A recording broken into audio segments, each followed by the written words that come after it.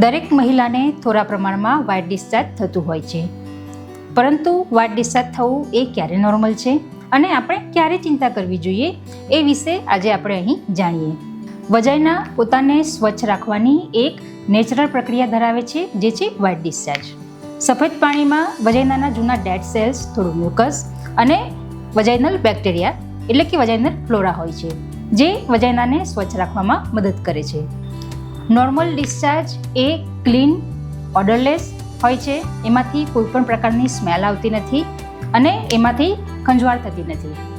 પરંતુ જો ડિસ્ચાર્જમાંથી ખરાબ સ્મેલ આવતી હોય, ખંજવાળ થતી હોય, પેડુમાં દુખાવો થતો હોય, ક્યાં તો પછી ડિસ્ચાર્જનો કલર યલોઇશ ગ્રીન થઈ જાય તો તમારે ગાયનેકોલોજિસ્ટની સલાહ લેવી જરૂરી છે. યાદ રાખો, દરેક વખતે સફેદ પાણી એ કોઈ ઇન્ફેક્શન નથી.